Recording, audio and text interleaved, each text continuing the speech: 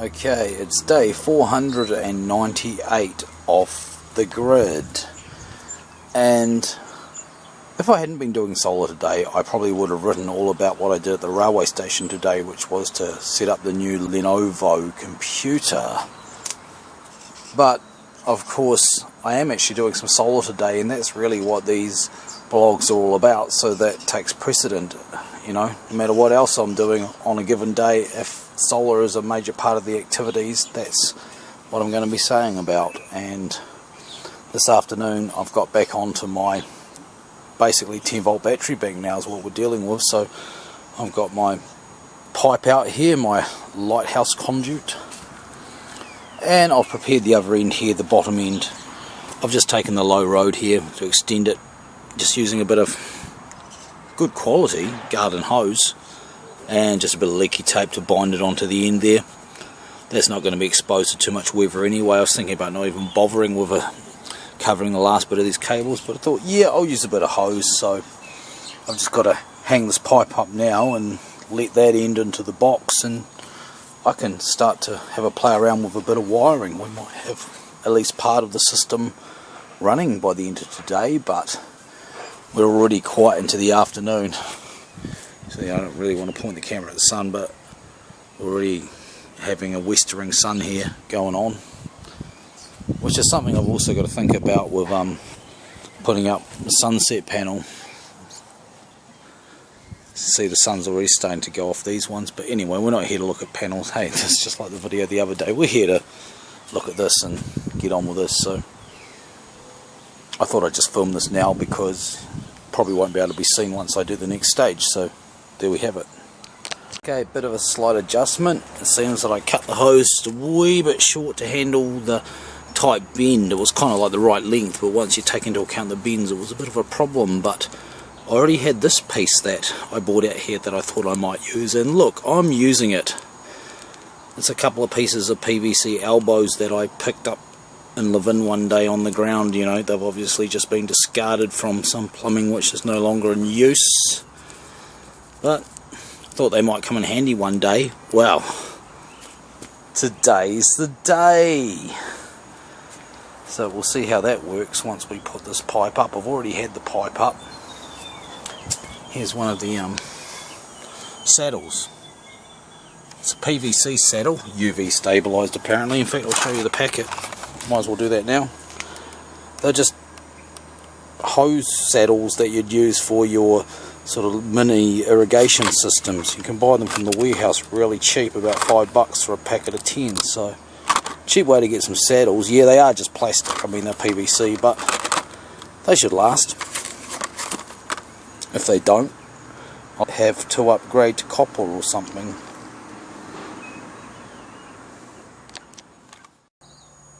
Well, as you can see, the day's well and truly ended. Moon's up there in the sky. I don't know if you'll see that on the camera, but it's up there.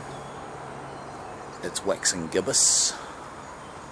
Sun's well and truly gone. The clouds did come as AccuWeather predicted, but I have finished here. Here's the batteries connected up. I decided to use some hot melt glue to seal off those pipes, which I've done both pipes. What else can we show? Just add that to keep it open. Right. There's the pipe anyway. There's the Napier range light conduit fastened on here with these saddle clamps. That's really secure. I don't think, oh, you can just see that piece of white conduit there that I showed you earlier. There it is. Hose comes out of it and uses around and goes into the pipe. I mean, I could have cut the pipe a bit shorter and made the hose sort of come down and go straight in, but I didn't want to cut anything off that pipe. So there we go.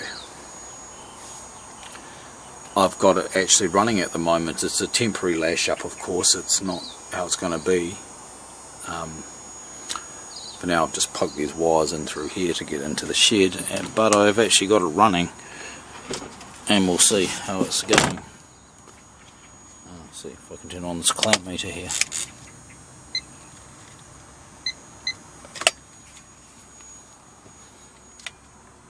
Yeah, look, there we go.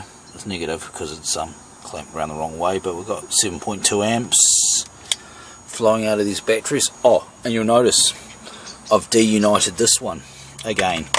I found this was a power sucker.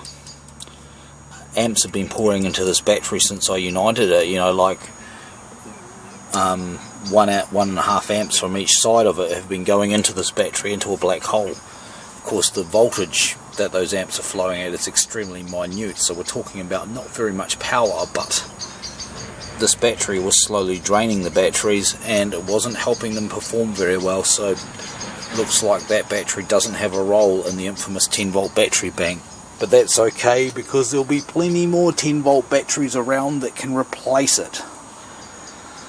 So all these batteries are working well together. This one here and this one here are contributing the most. These two not quite as much. This one second to least, and the Seamaster actually the least, but at least it's contributing and it's not sucking, so that's pretty cool. So yeah, just a temporary lash up. I just brought the wires in and connected them with this terminal block. This was already a return wire going to the negative bus bar, ready for a future expansion like this. And I've just temporarily connected this red wire here, which now goes down and feeds the homemade boost converter. And it's actually doing what it's meant to be doing right now. So look at that current again. 7.1.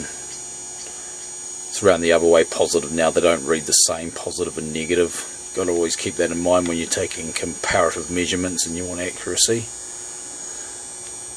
So there's 7.1 amps flowing into here,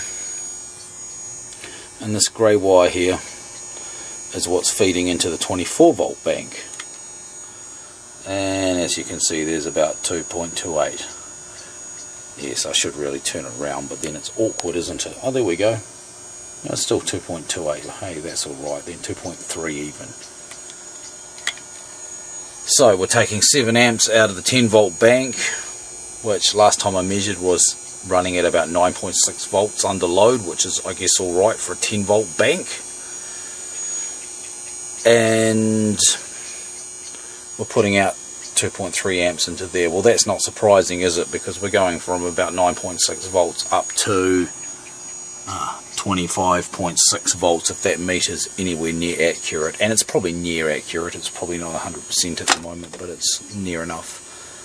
So that's a voltage increase of nearly 3 times. So, you know, you're going to need 3 times the amps here coming in here as what you're going to get out here. That's just natural. That's just the natural properties of boost conversion. But now it means that I can use these shitty old batteries to perform a useful role. I have nominated these the shopping day batteries, so when we return from a shopping mission from Palmerston North and we've got like a freezer to stock up and we want to run the freezer hard out all night and not interrupt it with the timers and let it just freeze down all that new food that's been added.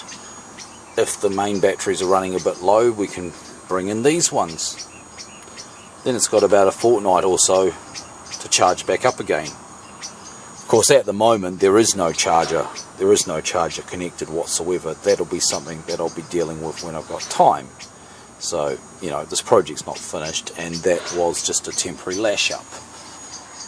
So it's going to need a couple of things. It's going to need charging and probably remote switching, possibly low voltage disconnect, something like that, you know, a few sort of management things to make life easier using it. But for now, of course, I can just manually come out here and flick the switch, so who knows how long it'll stay like this, because now it works, you know, it works. I may consider changing this boost converter for a commercially made one. You know, I might just get another one of these ones here. These seem to work well enough, but to be honest, I don't see the performance increase in this any better than this. Actually, this seems to work just as well, and it's homemade, designed from scratch. It doesn't have any intelligence in it. You just tune the oscillator till you get the right kind of current you want.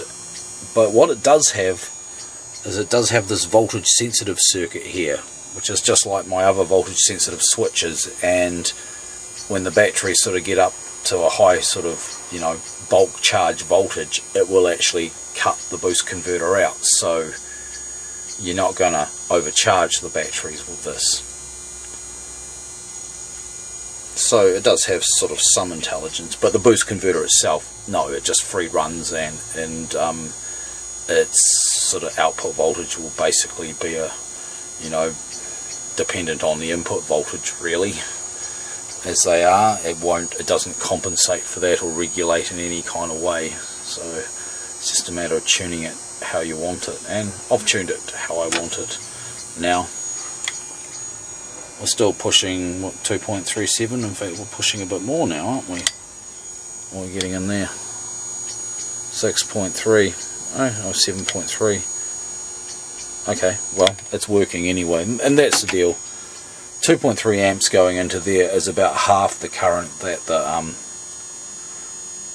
fridge needs, or the freezer I mean. So when the freezer's actually running, then this will be supplying half the current sort of in tandem with these batteries, but when the freezer kicks out, when it gets to the end of its cycle, or a time switch kicks it off or whatever, then that current will be free just to go into these batteries to sort of bring them up a bit. Although the main idea is to mainly use it when the freezer's running hard out, because charging a battery from a battery is a dumb idea, everyone knows that. But using a boost converter from another battery bank to help a battery bank run a load, well, that's a whole nother thing, and that's what I always try and do, more so in these situations. The net result of all of this simply being to go for as long as possible into bad weather really, without having to crank up the generator. That's the pure object of these kind of schemes that I've been playing around with. So yeah, I think that's enough. You've got the picture, it's working, there were no sparks, no big surprises. I wasn't expecting any, because this was already tuned to work on a higher voltage from the 12 volt batteries anyway. And yeah, that's day 498 off the grid, and you know, this afternoon anyway has been productive and fun. I just dig that I got this lighthouse pipe going in here.